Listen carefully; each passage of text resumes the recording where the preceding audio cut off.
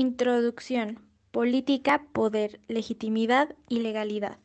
Hemos visto cómo, a partir de la división social del trabajo, la sociedad se fracciona en clases sociales con intereses contrapuestos. Cada clase recurre a todos los medios a su disposición para defender sus intereses o alcanzar sus objetivos, lo que mantiene a la sociedad en constante flujo. Al mismo tiempo, es preciso mantener la unidad, la cohesión, el equilibrio y la permanencia de la sociedad global. Estudiamos diversas instancias como la familia o la escuela, que actúan como correa de transmisión de prácticas sociales, como la ideología y la cultura que refuerza el orden imperante. A continuación empezará el proyecto. Gracias. Para empezar, ¿qué es la política desde el punto de vista etimológico? La palabra política proviene del adjetivo griego, polis, políticos, que se refiere a la ciudad, ciudadano, civil, público, social, etc. El término fue transmitido por Aristóteles en su obra llamada Política, tratado sobre la naturaleza del Estado y las formas de gobierno. Una vez que sabemos esto, ¿cuál es el fin de la política? Hay muchas otras formas de definir la política, por los fines que persigue. Por ejemplo, Aristóteles decía que su fin era vivir bien o el bien común. Platón, sin en cambio, decía que el fin de la política era la justicia, y así otros autores, proponiendo finalidades como la virtud, felicidad, etc. En esencia, la política es la búsqueda del poder como medio para alcanzar otros objetivos que pueden ser muy variados y van cambiando según a las épocas y a los grupos. Los fines de la política son tanto como las metas que los diferentes grupos organizados se han propuesto a lo largo de la historia. Y bueno, ahora pasamos al carácter dual de la política. La política se define como el conjunto de actividades, estructuras y procesos que reducen o aumentan las posibilidades de un cambio social. Por lo que podemos decir que la política tiene un carácter dual y ambiguo, ya que las relaciones de poder en la sociedad sirven para mantener los privilegios de una minoría sobre la mayoría, integrar todos los componentes o transformarla drásticamente, lo que significa que relaciona los elementos opuestos entre sí en un carácter político. La forma más organizada y desarrollada del poder político organizado es el Estado. Ahora vamos a definir la palabra poder. ¿Qué se entiende por poder? Tradicionalmente se entiende como los medios para obtener el fin deseado. Existen diversas formas de poder, pero relacionado con nuestro concepto principal, la política, el poder es el que un hombre ejerce sobre otro hombre para obtener los efectos deseados, donde uno pone su voluntad al otro y le determina, con su favor o a su pesar, todo esto para obtener una ventaja o resultado. Como bien dijo Aristóteles, el poder político se ejerce en interés de quien gobierna y quien es gobernado. Una vez que sabemos qué es poder, podemos pasar al siguiente punto, la tipología del poder de acuerdo a las teorías sociales contemporáneas. Esta tipología, no obstante, tiene, al igual que la definición aristotélica de política, un carácter más prescriptivo que descriptivo. Las teorías sociales contemporáneas han elaborado una tipología del poder basado en los medios de que sirve el sujeto activo para obtener la obediencia del pasivo y da lugar a tres tipos de poder. En primer lugar, tenemos el poder económico. Se utiliza la posesión de bienes materiales para inducir a aquellos que no los poseen a obedecer determinada conducta. Un ejemplo de esto es la relación burgués con proletariado. En segundo lugar, tenemos el poder ideológico, que es la influencia de las ideas emitidas por una persona con autoridad. Ejemplo de esto son la relación sacerdotes y fieles, maestros-alumnos o los medios de comunicación con el público. Y por último, poder político, que es la posesión de la fuerza física, poder coactivo. Un ejemplo de esto es la relación gobernante con gobernado. ¿Cómo se desarrollan estos tipos de poderes en México? Veamos. La economía de México. La economía de México está basada en el mercado libre orientado a las exportaciones. Es la primera economía de Hispanoamérica, la segunda de América Latina y la tercera economía PPA, de mayor tamaño de toda América, solo después de los Estados Unidos y la de Brasil. Según datos de 2014, el Producto Interior Bruto supera el billón de dólares, convirtiendo a la economía mexicana en la tercera más grande del mundo y la número 13 por PIB. Para aclarar, PPA significa la paridad del poder adquisitivo, que es la suma final de cantidades de bienes y servicios comprados en un país al valor monetario de un país de referencia. Y PIB significa Producto Interno Bruto, a precios nominales, es decir, la suma de todos los bienes y servicios finales producidos por un país en un año. A pesar de su estabilidad macroeconómica, México tiene una brecha muy grande entre ricos y pobres, pues es uno de los países con más desigualdad económica, lo que ocasiona uno de los retos más grandes para México, que es modernizar el sistema tributario y las leyes laborales, así como reducir la desigualdad del ingreso. Poder ideológico en México. México tiene un Estado laico.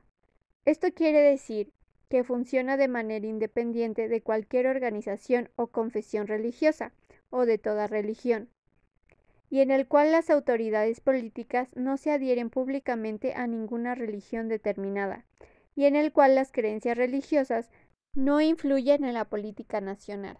A pesar de esto, sabemos que en México la religión dominante es el catolicismo, ya que representa el 82.7% de la población total. Lo que quiere decir que aunque la religión sea excluida de decisiones políticas, sigue influyendo demasiado en las personas en nuestro país. Poder político en México. El estudio de la política de México debe considerar el hecho de que los Estados Unidos mexicanos, el nombre oficial de este país, es una república representativa, democrática, federal y laica, compuesta por estados libres y soberanos, y estos, a su vez, por municipios, en todo lo concerniente a su régimen interior, y por la Ciudad de México, la capital del país, unidos en una federación establecida según los principios de su Constitución. De acuerdo con esta ley fundamental, la soberanía y el poder público son origen y correspondencia del pueblo, y es este el que decide ejercerlo a través de un sistema de separación de poderes. El Ejecutivo, que es el presidente, el Legislativo, el Congreso de la Unión, y un Poder Judicial, depositado en distintas instituciones cuya cabeza es la Suprema Corte de Justicia. La representatividad del poder público se deposita principalmente en un sistema multipartidista, donde los partidos políticos son el principal ente de participación ciudadana. Todo ello regulado por instituciones electorales autónomas, como el Instituto Nacional Electoral, el Tribunal Electoral y la Fiscalía Electoral. No obstante, según un estudio de la Universidad Nacional Autónoma de México, UNAM, el 74% de los mexicanos consideran que el sistema electoral de su país no es transparente y desconfían de los resultados oficiales. Esto lo podemos ver en las elecciones, ya que los propios candidatos roban los votos de las personas para ganar. La legitimidad es el modo en el que el gobierno presenta su autoridad como justa y necesaria. Uno de los primeros en estudiar este tema fue Max Weber, el cual apuntó la existencia de tres tipos principales de principios de legitimidad: el poder tradicional, el legal racional y el carismático.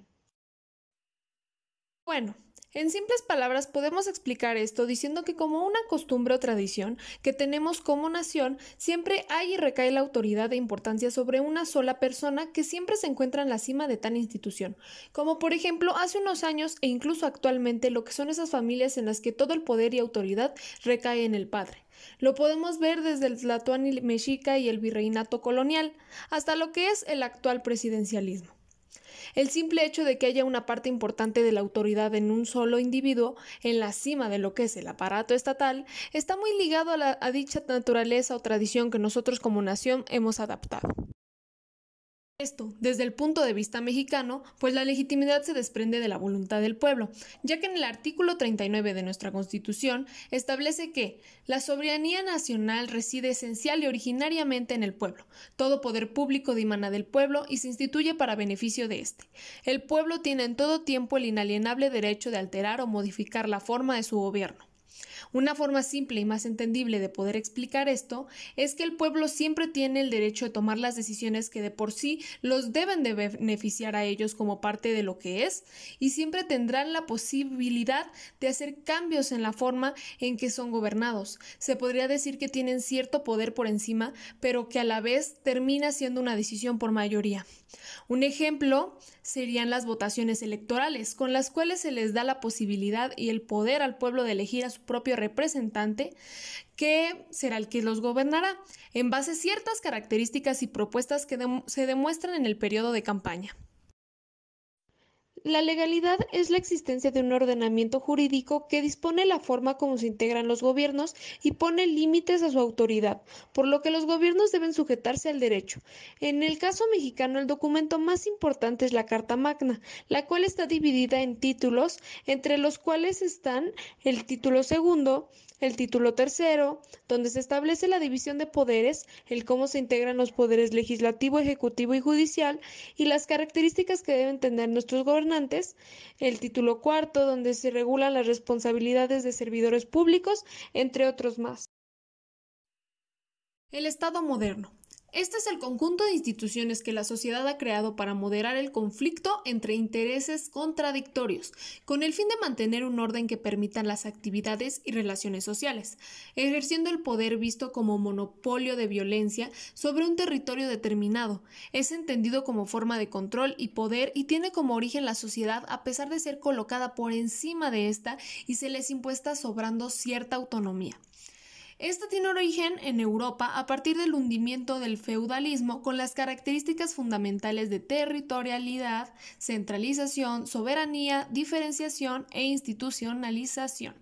También desde que el Estado tiene esa necesidad de formar parte del sistema político, tiene entre sus características el uso de violencia por parte del gobierno para imponer su autoridad, y un ejemplo claro es el actual conflicto en Colombia. Elementos que integran al Estado. Territorio, pueblo, gobierno. Territorio, proporción de superficie que pertenece a un determinado país y sobre la cual un Estado ejerce soberanía. Pueblo, conjunto de personas de un lugar, región o país son parte del Estado. Gobierno, conjunto de órganos a los que institucionalmente les está confiando el ejército el poder político. ¿Cuál es la estructura organizativa del Estado mexicano? Son tres: ejecutivo, legislativo y judicial. Ejecutivo es el responsable de la gestión diaria del Estado. Legislativo es uno de los órganos constitucionales del Estado. Ostentan representación popular y es el generador de las normas de la ley. Judicial estudia las leyes creadas por el Poder Legislativo y con ese conocimiento juzga a quienes cometen faltas. ¿Por qué el Estado debe presentarse como una especie de árbitro? Porque esto ayudará a imponer el orden a la sociedad entera. Se debe presentar como un árbitro entre las clases en conflicto y gozar de cierto margen de independencia real, de la capacidad de resistir las presiones de la clase dominante, a la cual se le conoce como autonomía relativa del Estado, reforzada por diferentes factores como separación de la instancia política, el monopolio de la violencia, la falta de unidad al interior de la clase dominante y la necesidad de la legitimidad y consenso. Estas son tres instituciones más representativas del Estado mexicano. 1. Comisión de Defensa de los Derechos Humanos. 2. Secretaría de Desarrollo Social. Y 3. Instituto Nacional de la Economía Social. ¿Qué significa gobierno en Estado moderno? Significa conjunto de órganos a los que institucionalmente les está confiando el ejército del poder político. En conclusión, ¿cuál es la diferencia que existe entre Estado y gobierno? El Estado se refiere a las instituciones permanentes que hacen que un país funcione. Gobierno se refiere al conjunto de personas que ejercen cargos dentro del Estado. La diferencia es que el gobierno está al servicio del Estado y un ejemplo es que en caso de las votaciones el gobierno es el que las lleva a cabo, pero aún así lo que la mayoría vote es lo que se elegirá por al fin. Y al cabo del Estado es el que vivirá con la decisión y consecuencias de las votaciones. Concluimos este tema diciendo que en este recae cierta importancia debido a que amplía aún más nuestro conocimiento acerca de lo que pasa en nuestro gobierno. Nos hace darnos cuenta de cómo la idea de todo lo que hacemos a diario en cuanto a la política fue creado y ha ido evolucionando a base de teorías, conceptos, acciones, etc. El estudiar y aprender más sobre este tema nos ayuda a poder analizar más de cerca las acciones de nuestro gobierno, volver a repasar un poco nuestros derechos y saber que los tenemos ahí no de adorno, más bien para utilizarlos y hacer justicia con ellos. Y gracias a este tema también nos damos una oportunidad de ver cómo aplican los conceptos política, poder, legitimidad, legalidad, Estado, gobierno, etcétera, en nuestra vida diaria.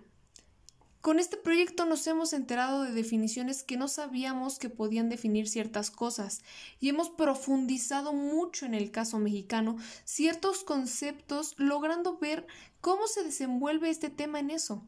Y muy honestamente creemos que con lo que más nos quedamos es con el hecho de que saber, conocer y entender este tema es algo importante para poder opinar y conocer nuestro gobierno aún mejor. Hemos conocido más de cerca los elementos que conforman a un Estado y la gran diferencia entre Estado y gobierno. Nos hemos introducido en investigar instituciones representativas del Estado de México y muchas cosas más que nos han enseñado lo importante de este tema.